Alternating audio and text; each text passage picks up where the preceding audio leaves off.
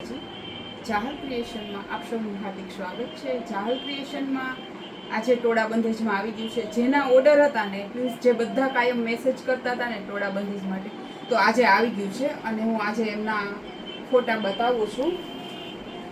જે કલર આવ્યા છે ને એ બધાનો રાણીમાં અને રામામાં ઓર્ડર બહુ હતો. તો પ્લીઝ જેના ઓર્ડર છે ને એ એકવાર મને મેસેજ કરી દો, કારણ કે તમે બધાએ ઓર્ડર દીધા ને એને ઘણા દિવસ થઈ ગયા છે. એટલે